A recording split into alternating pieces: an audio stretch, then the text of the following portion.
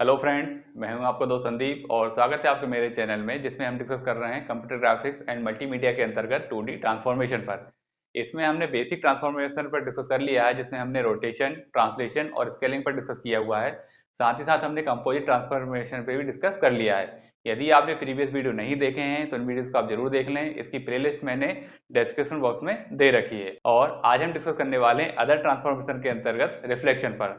तो चलिए शुरू करते हैं आज का लेक्चर। तो देखिए, सबसे पहले डेफिनेशन समझते हैं रिफ्लेक्शन होता क्या है। A reflection is a transformation that produces a mirror image of an object. Mean simple सा कंसेप्ट है कि यदि हम रिफ्लेक्शन के बारे में बात कर रहे हैं तो ये क्या होता है, किसी भी ऑब्जेक्ट का क्या होता है, मिरर इमेज होती है। ठीक है, मिरर इमेज को ही हम क्या बोलेंगे, उसका रिफ्लेक्शन बोलेंगे। It is also described as the rotation by 180 degree. ठीक है, दूसरे शब्दों में हम कह सकते हैं कि यदि किसी ऑब्जेक्ट को 180 डिग्री से रोटेट किया जा रहा है तब भी वो क्या कहलाएगा, उसका रिफ्लेक्शन कहलाएगा। फॉर एग्जाम्पल, अभी हम 2D पे काम कर रहे हैं। जैसे कि मान लीजिए हमारे पास एक एक्सिस x है और दूसरी एक्सिस y है और यहाँ पे कोई ऑब्जेक्ट है। ठीक है, मान लीजिए यहाँ पे कोई ऑब्जेक्ट इस तरह से हमने बनाया हुआ है, ये ट्राइंगल। अब यहाँ पे यदि हम इसको रोटेट करते हैं 180 डिग्री से, या फिर इसका मिरर इमेज अगर हम देखें तो मिरर इमेज क्या होती है, सिंपली इसके अपोजिट हमको यहाँ पे दिखाई देगी। तो मान लीजिए इस एक्सिस के करस्पॉन्डिंग हमने इसकी मिरर इमेज बना दी। ठीक है, तो ये जो कंसेप्ट है ये क्या कहलाता है, रिफ्लेक्शन कहलाता है। ठीक है, अब यहाँ पे जो रिफ्लेक्शन होता है वो अलग अलग एक्सिस के बेस पर होता है। जैसे कि यहाँ पे एक एक्सिस है x, तो इसके बेस पर भी रिफ्लेक्शन हो सकता है। एक यहाँ पे y के करस्पॉन्डिंग भी हो सकता है। इस तरह अलग अलग तरीके से यहाँ पे रिफ्लेक्शन होता है, जिसको अब हम यहाँ पे एक एक करके समझ लेते हैं। सबसे पहले बात करते हैं हम रिफ्लेक्शन अबाउट x एक्सिस। ठीक है, तो देखिए यहाँ पे क्या इसका मीनिंग निकलेगा। इस तरह से हमने हमारा डायग्राम बनाया हुआ है। तो यहाँ पे कौन सी एक्सिस है, x एक्सिस है, और यहाँ पे कौन सी एक्सिस है, y एक्सिस है। यदि हम इनके अपोजिट चलते हैं तो यहाँ पे क्या हो जाएगा हमारे पास -x, और इस तरफ क्या हो जाएगा हमारे पास -y एक्सिस। ठीक है, अब यहाँ पे कोई ऑब्जेक्ट है, इस तरह से हमने यहाँ पे बना लिया कि ये हमारे पास कोई ऑब्जेक्ट है। ये हो गया a,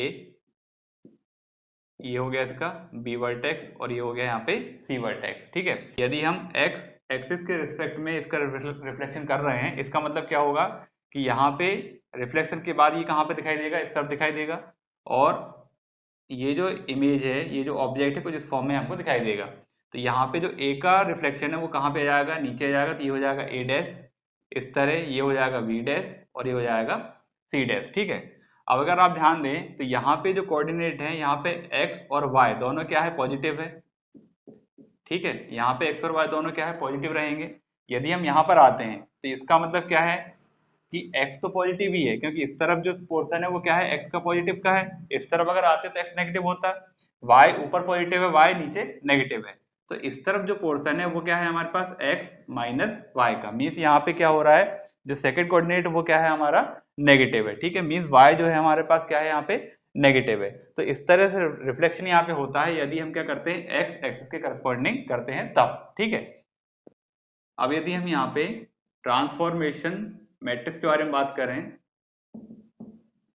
ट्रांसफॉर्मेशन मैट्रिक्स, तो ये क्या बनेगी हमारी, तो सिंपली ये बनेगी हमारे पास 1 0 0 -1।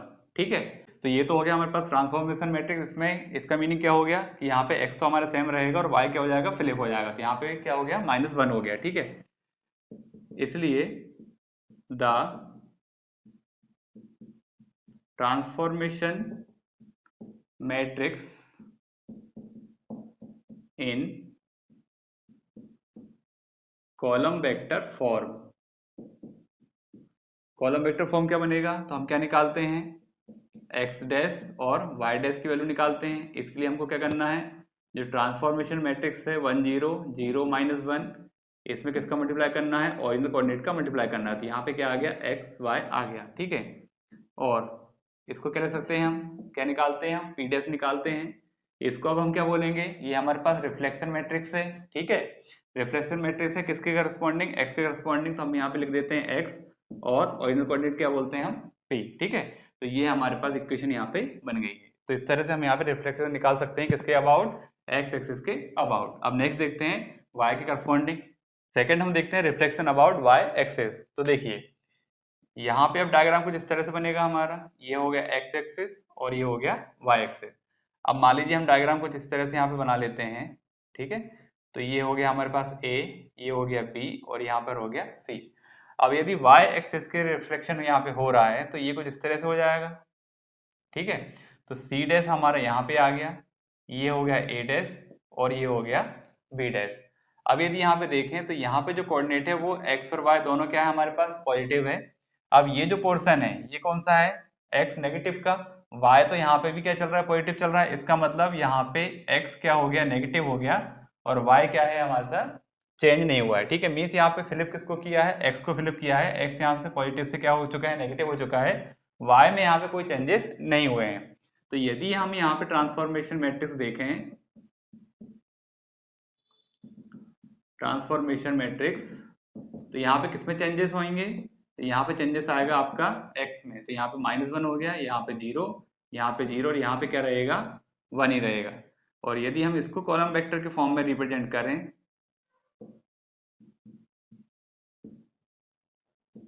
कॉलम वेक्टर फॉर्म, तो हम क्या निकाल रहे हैं यहाँ पे x डैश y डैश निकाल रहे हैं, मल्टीप्लाई करेंगे हम रिफ्लेक्शन मैट्रिक्स का, तो यहाँ पे -1 0 0 1 और ओरिजिनल कोऑर्डिनेट क्या है हमारे पास x y, ठीक है। दूसरे शब्दों में क्या लिख सकते हैं हम कि हम निकाल रहे हैं p डैश, यहाँ पे रिफ्लेक्शन मैट्रिक्स है किसके अबाउट y एक्सिस के और यहाँ पे क्या है p, ठीक। तो ये कहलाता है हमारा reflection about y axis. Third देखते हैं रिफ्लेक्शन अबाउट ओरिजिन, ठीक है। अब ओरिजिन के अबाउट देखते हैं तो इसका मीनिंग क्या हो गया कि यहाँ पे कुछ इस तरह के डायग्राम है हमारे पास, मान लीजिए x एक्सिस है और ये y है। अब यहाँ पे कोई ऑब्जेक्ट हमारे पास बनाया हुआ है, ठीक है, इस तरह से। तो यहाँ पे इसको हम मान लेते हैं A, ये हो गया B और ये हो गया C। अब ओरिजिन के रिस्पेक्ट में मीन्स इसके रिस्पेक्ट में यहाँ पे रिफ्लेक्शन हो रहा है, तो ये डायग्राम कुछ इस तरह से हमारे पास बनेगा रिफ्लेक्शन के बाद। तो ये क्या हो जाएगा A डैश, ये यहाँ पे आ जाएगा B डैश और यहाँ पे क्या आएगा C डैश, ठीक है। यदि यहाँ पर अगर आप ध्यान से देखें तो ये जो कोऑर्डिनेट है यहाँ पे x और y दोनों क्या है पॉजिटिव है, और यहाँ पर अगर आप देखेंगे तो इस तरफ हमारे पास x भी नेगेटिव है और इस तरफ हमारे पास y भी नेगेटिव है। मीन्स यहाँ पे x और y दोनों ही क्या हो रहा है फ्लिप हो रहा है। तो यदि हम यहाँ पे ट्रांसफॉर्मेशन मैट्रिक्स के बारे में बात करें, ट्रांसफॉर्मेशन मैट्रिक्स, तो क्या बनेगी यहाँ पे, तो दोनों ही यहाँ पे फ्लिप हो रहे हैं, इसका मतलब यहाँ पे -1, यहाँ पे 0, यहाँ पे 0 और यहाँ पे -1।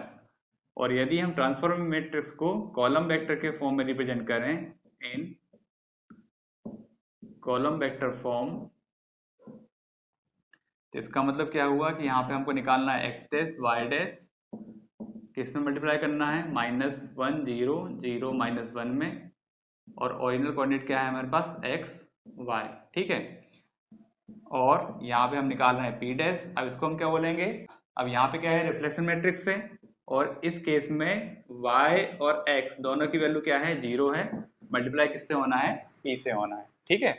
यहाँ पे जैसे हमने पहला देखा था रिफ्लेक्शन अबाउट x एक्सिस, तो यदि हम ये बात कर रहे हैं कि जो रिफ्लेक्शन है वो किसके अबाउट हुआ है x एक्सिस, तो इसका मतलब क्या था कि y की वैल्यू यहाँ पे क्या थी 0 थी।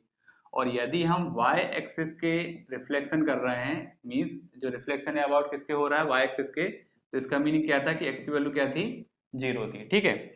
यदि हम यहाँ पे रिफ्लेक्शन अबाउट ओरिजिन के बारे में बात कर रहे हैं तो y और x दोनों की वैल्यू क्या है यहाँ पे 0 है, ठीक। नेक्स्ट देखते हैं रिफ्लेक्शन अबाउट स्ट्रेट लाइन। यदि यहाँ पे हम बात कर रहे हैं कि जो रिफ्लेक्शन है किसके अबाउट हो रहा है स्ट्रेट लाइन के अबाउट हो रहा है, तो इसका मतलब होगा कि y की वैल्यू यहाँ पे क्या रहेगी x रहेगी, ठीक है। अब यहाँ पे इसका मीनिंग क्या हो गया, कुछ इस तरह का डायग्राम आपको बनेगा, ये है x एक्सिस और ये है यहाँ पे y एक्सिस, ठीक है। अब मान लीजिए कोई यहाँ पे कोई स्ट्रेट लाइन है, कहीं भी आप बना लीजिए, ये स्ट्रेट लाइन हो गई है। अब यहाँ पे कोई ऑब्जेक्ट आपको दिया हुआ है, ठीक है, तो ये a है मान लीजिए, ये b है और ये c है, तो ये इसके अबाउट मीन इसके रिस्पेक्ट में रिफ्लेक्शन यहाँ पे हो रहा है, ठीक। तो ये हो जाएगा b डैश, ये हो जाएगा c डैश और ये हो जाएगा a डैश।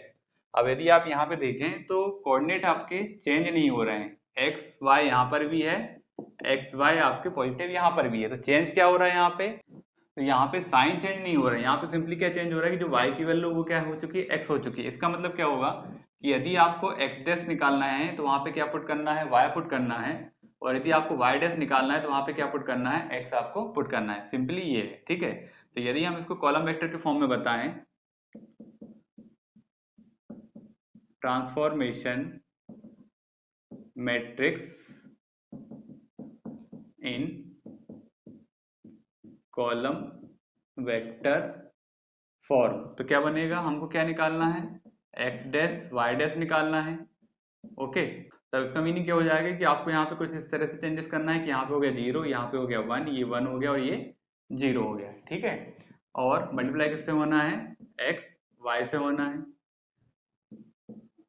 इसको क्या लिख सकते हैं हम, पी डैश। अब ये क्या है, रिफ्लेक्शन मैट्रिक्स है, यहाँ पे क्या है, y की वैल्यू क्या है, x है, और मल्टीप्लाई किससे है, p से। ठीक है, अब फिफ्थ है यहाँ पे रिफ्लेक्शन अबाउट स्ट्रेट लाइन, फिर से वही है, लेकिन इस बार क्या चेंज होगा, जैसे मान लीजिए डायग्राम के द्वारा समझते हैं, ये हमारे पास x है और ये हमारे पास y है।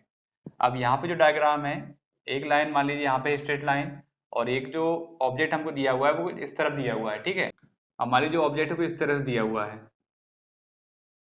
ठीक है, ये हमारे पास A है, ये B है और ये C है। ठीक है, अब इसका जब रिफ्लेक्शन होगा तो यहाँ पे आप देख रहे हैं कि ये y एक्सिस को क्रॉस कर रहा है, तो रिफ्लेक्शन यहाँ पर आएगा तो यहाँ पे इसको क्रॉस करेगा। ठीक है, तो ये कुछ इस तरह से बन जाएगा हमारे पास। ठीक, तो ये हो जाएगा a डैश, ये हो जाएगा b डैश और ये हो जाएगा c डैश। तो यहाँ पर आप देख रहे हैं कि जो पोर्शन है वो नेगेटिव में भी आ गया है। इसका मतलब क्या है कि यहाँ पे जब हम स्ट्रेट लाइन ले रहे हैं तो y इक्वल टू क्या वैल्यू आ रही है उसकी, माइनस एक्स यहाँ पर आएगी। अभी इससे पहले जो हमने देखा था उसमें कोऑर्डिनेट आपके चेंज नहीं हो रहे थे, मीन्स पॉजिटिव से पॉजिटिव में ही था, लेकिन इसमें क्या हो रहा है, पॉजिटिव से कहाँ पे आ रहा है, नेगेटिव में भी आ रहा है। तो यहाँ पे क्या लिखेंगे हम, y equal to minus x. ठीक है, इसका मतलब क्या है कि हमको x डैश अगर निकालना है तो वो उसकी वैल्यू कैसे मिलेगी, माइनस वाई से, और अगर y डैश हमको निकालना है तो उसकी वैल्यू कैसे मिलेगी, माइनस एक्स से। कॉलम वेक्टर फॉर्म इसका देखें,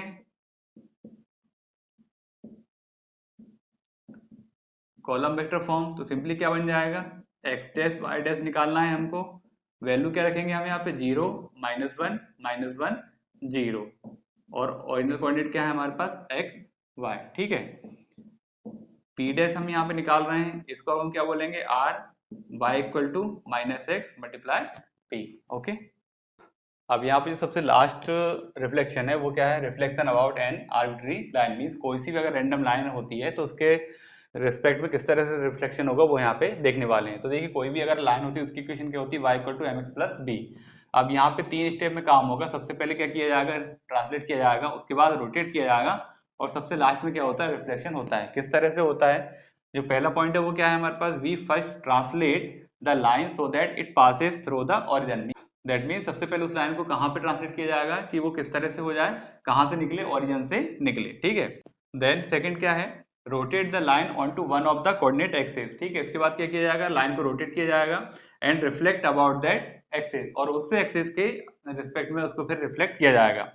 third, finally we restore the line to its original position. उसके बाद क्या किया जाएगा, जो लाइन हमने यहाँ ट्रांसलेट की थी, रोटेट की थी, उसको वापस से कहाँ रिस्टोर किया जाएगा, उसके ओरिजिनल पोजीशन पर रिस्टोर किया जाएगा with the inverse rotation. Means अभी हमने यहाँ पे क्या किया है, ट्रांसलेशन किया है और रोटेशन किया है, तो अब हम क्या करेंगे, यहाँ पे अप्लाई इनवर्स रोटेशन अप्लाई करेंगे और इनवर्स ट्रांसलेशन अप्लाई करेंगे, जिससे कि उसके ओरिजिनल पोजीशन पर पहुंच जाए। ठीक है, तो किसी भी आर्बिट्री लाइन या रैंडम लाइन के रिस्पेक्ट में यदि हमको रिफ्लेक्शन करना है तो उसके लिए हमको ये स्टेप यहाँ पे फॉलो करनी पड़ेगी। ओके फ्रेंड्स, तो आज की वीडियो में बस इतना ही। यदि वीडियो पसंद आया हो तो वीडियो को लाइक करें, शेयर करें और चैनल को सब्सक्राइब जरूर करें। Thank you.